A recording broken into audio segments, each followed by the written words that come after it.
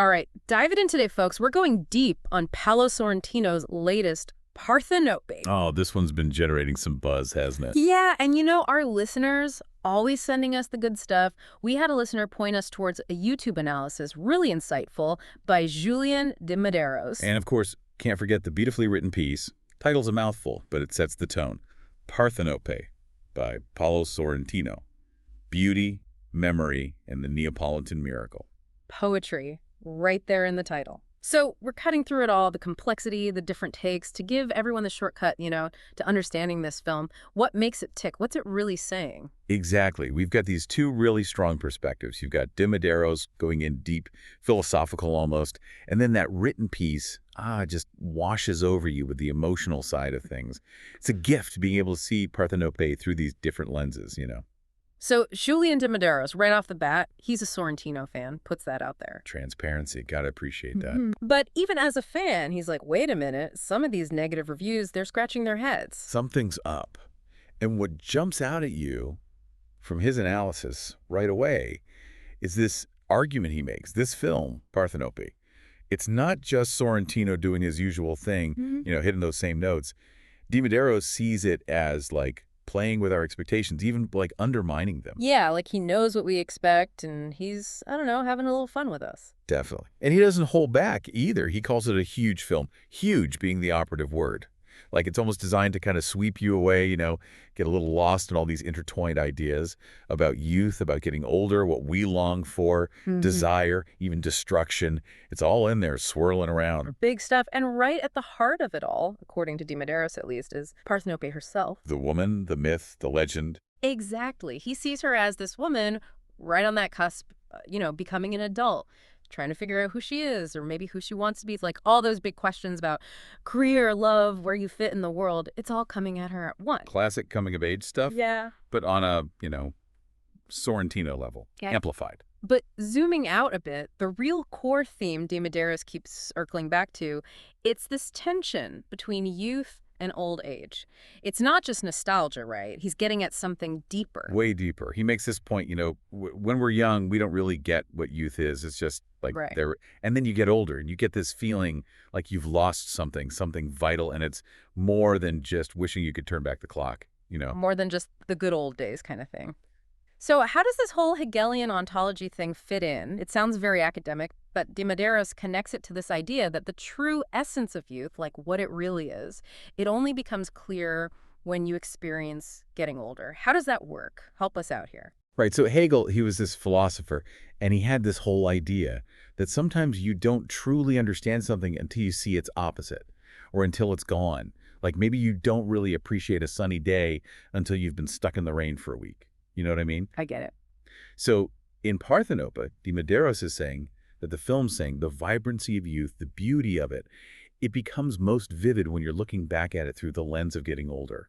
It's not just about missing the past. It's baked into how we understand and value experiences. That's heavy. And it ties into this other point he makes about how the film portrays old age. He uses this phrase, fall into the abyss, and it's like this slow disintegration. Yeah, he's not sugarcoating it. Yeah. And that line from the film, it really nails it, that quote about how the problem, but also the truth of life, is that you only see it for what it is at the exact moment that it's fading away. Wow. That's going to stick with me. It's heavy stuff, for sure.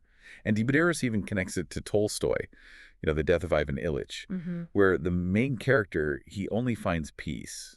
And he realizes death isn't something to fear right as he's dying.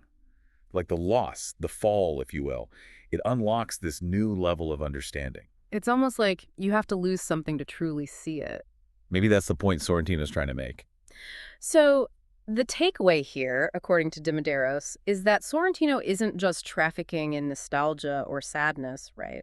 He's presenting this back and forth, young wanting to be old wanting to be young.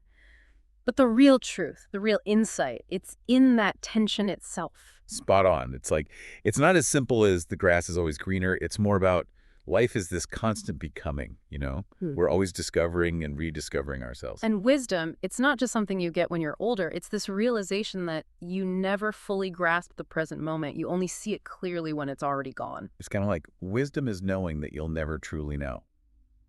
It's tricky. But that's what makes it hopeful, according to Demados. He sees the film as hopeful because even the discovery of loss, it gives you purpose. Right. That's a pretty profound way to look at a film that's dealing with some heavy, heavy themes. And it's not all doom and gloom. Demados also points out the humor. He calls it witty, genuinely funny at times. Oh, yeah, like that bit with the older man and Parthenope talking about getting married at different ages. It's No. playful and it kind of flips everything on its head. Yeah. Sorrentino's good at that. He likes to keep us on our toes. So what about Parthenope herself? Demados gets into her character, and he makes this interesting point that she sort of creates this persona, this image of herself. Like she's playing a role. Yeah, like she's channeling some witty character from an old movie, and it's almost like a way to mask her own uncertainty. She doesn't know who she is, what she wants, so she projects this air of mystery. It's like she's trying to convince herself as much as anyone else. Smoke and mirrors, but on an existential level. Exactly, and then there's this whole thing with the men in her life.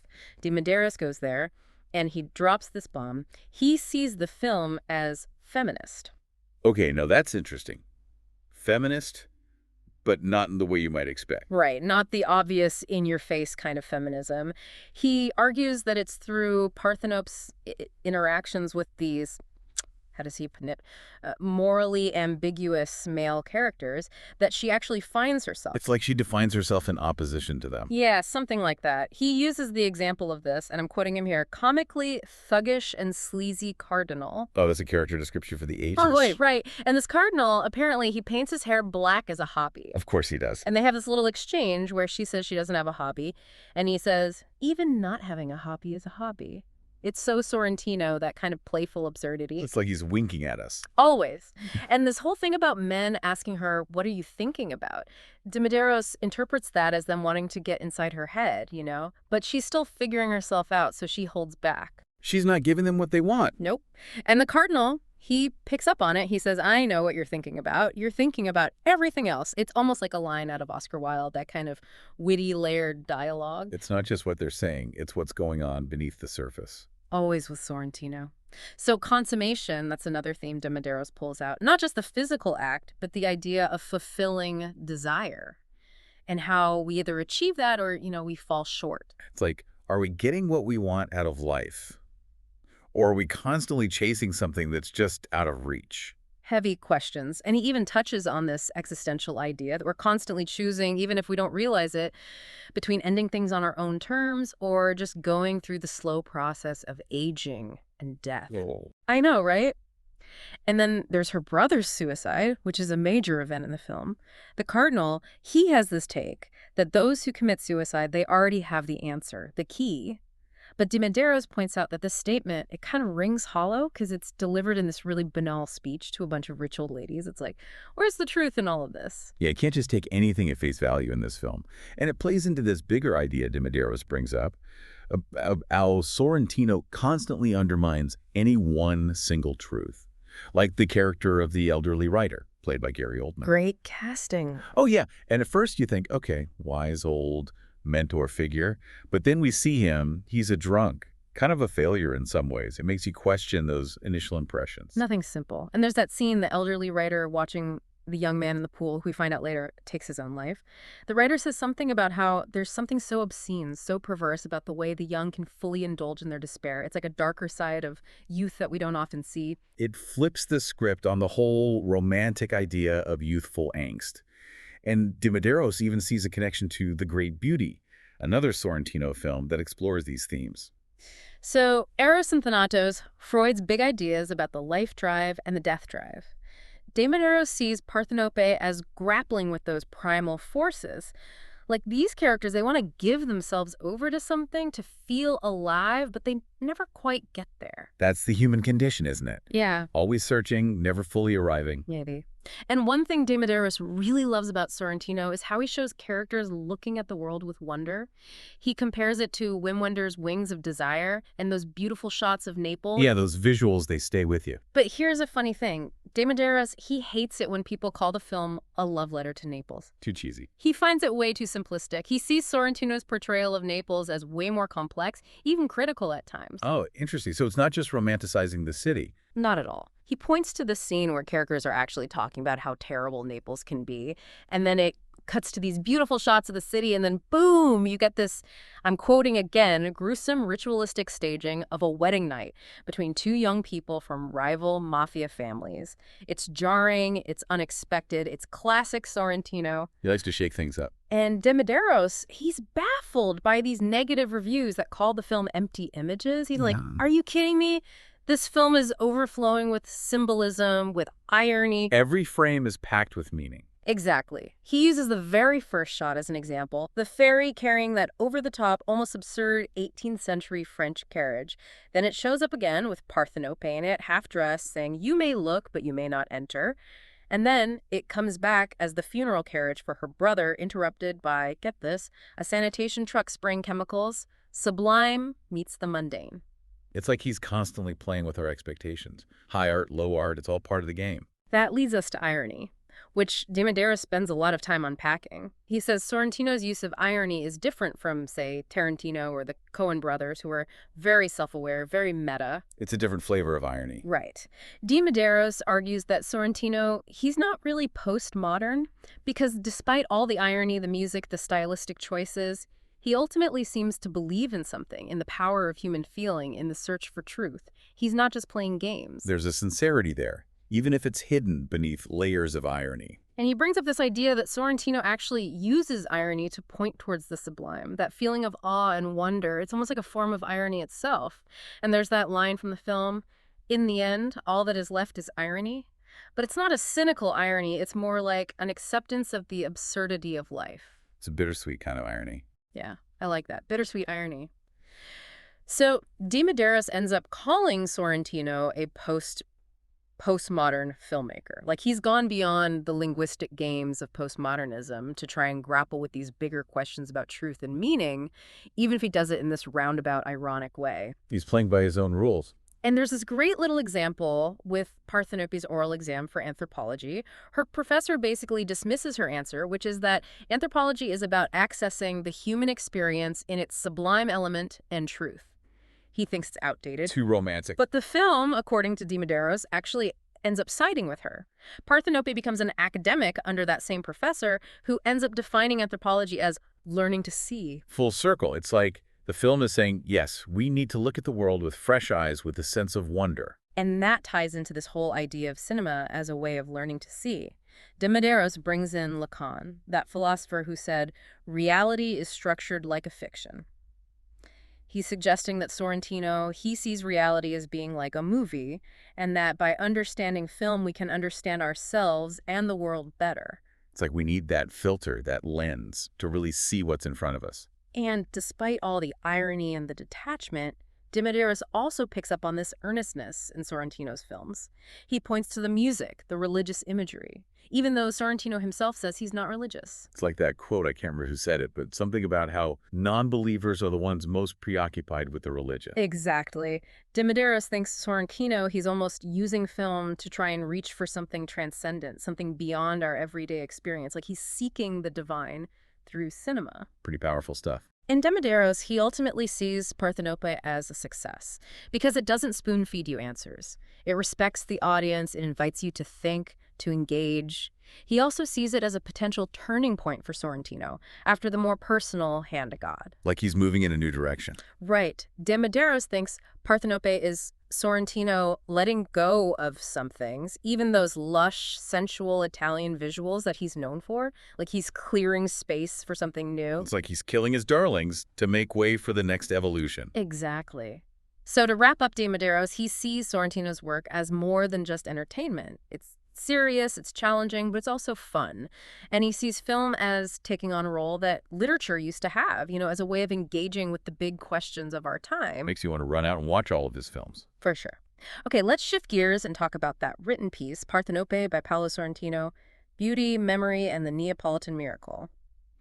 This one's got a different vibe, more poetic, more focused on themes and emotions. Like a different key, a different tempo. Exactly. So this piece, it sets up Parthenope as this meditation on time, on memory, on loss, and the enduring power of beauty. It's all there in the title. And Sorrentino, he's back in Naples, his hometown. It's like a homecoming. And Parthenope herself, she's not just a character, she's like a symbol, an embodiment of the city's soul. Like the siren of myth. Exactly. The author even argues that Parthenope is Naples in many ways. She's captivating, but distant, full of light, but also touched by sadness.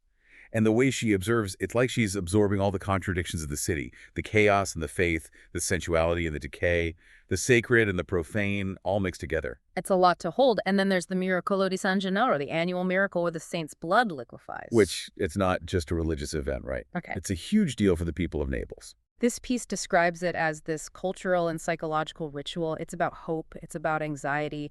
And Sorrentino, he doesn't film it like a spectacle. He films it as part of what the author calls Naples' invisible architecture of belief. It's like this emotional backdrop, this unspoken understanding. Like the miracles woven into the fabric of the city. And there's this scene, the crowd waiting for the miracle to happen. It's described as almost frozen in time, and it's this powerful image reflecting the fragility of both the city and humanity itself. We're all just waiting, hoping for something to happen. And for Parthenope, the miracle takes on this existential weight.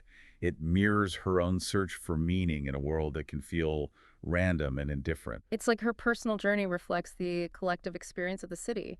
And then there's the death of her brother. This piece highlights that as this defining wound for her, this loss that shapes everything. It's this unspoken, ever-present silence at the core of her being. A grief that she carries with her everywhere. And the author points out that Sorrentino's vision of death is quiet, often surreal, but always present.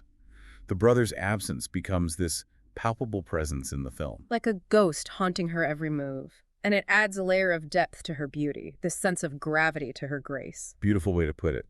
And what's interesting is the author suggests that her brother's death actually leads her to her intellectual path. It's like a turning point from innocence to contemplation. Like she's searching for answers in knowledge and memory. Instead of just being defined by her beauty, she chooses to understand. And her chosen path, her strada, it takes her away from the traditional expectations of society. Marriage, motherhood, all that. She goes into the world of ideas, observation, anthropology. And her academic career, it's seen as this quiet act of resistance, like the siren who refuses to be trapped by the male gaze. Powerful image. And the author emphasizes that her studies aren't just abstract, they're deeply personal. She's exploring grief, identity, the sacred, and Naples itself. It's both her home and her field of study. Like she's studying herself through the city. And this piece makes a point of saying that Parthenope is a different kind of Sorrentino heroine. She's not loud, she's not classically tragic. She's composed, she's observant, she's profoundly alive in her own way. It's a quiet strength. And her intellectual life, it's not cold or detached, it's a form of engagement. It's how she connects with the world. It's her way of being. And this piece, it beautifully describes the role of sound and light in the film. The cinematographer's work is described as painterly, luminous, almost metaphysical. The interplay of shadows and light, it creates this mood, this atmosphere of sensuality and solemnity. It's like every frame is a work of art. And the soundtrack is just as important. It's this subtle blend of classical music, Neapolitan songs, minimalist themes. It's like the music is memory itself, moving through the film, inhabiting the images. It's not just background music, it's a character in itself. Totally. So the author, they see the film's message as being about endurance, about carrying both beauty and pain, about keeping going even when the miracle doesn't happen. It's about finding meaning in the everyday, even when things are tough. Exactly. And it's this quiet act of defiance against a world that's obsessed with spectacle. This piece calls it a hymn to slowness, subtlety, and inner transformation. It's a different way of understanding the film than Demados, but it's equally valid, equally powerful. Two sides of the same coin. So bringing it all together, we've got Parthenope, this film that deals with the big stuff. Youth and aging, identity, how we understand ourselves and the world. Demados, he highlights the intellectual side, the irony, the playfulness. And the written piece shows us the emotional depth, the symbolism, the connection to Naples. And this idea of irony, it keeps coming up. It's like a key to unlocking Sorrentino's vision. It's how he makes us think, how he keeps us on our toes. And Naples itself, it's not just a backdrop. It's a character. It's a reflection of Parthenope's inner world. It's complex. It's beautiful. It's full of contradictions. It's like the city itself is a metaphor for the human experience. So as we wrap up this deep dive, we want to leave you with a question. How do these different interpretations resonate with you? What are your thoughts on time, on memory, on the search for meaning? What are your big questions? We encourage you to watch Parthenope with all these ideas in mind and see what you discover. It's a film that will stay with you. And as a final thought, we want to leave you with this. What aspects of your own life feel like a paradox? Like a beautiful contradiction waiting to be understood? Thanks for joining us on this deep dive.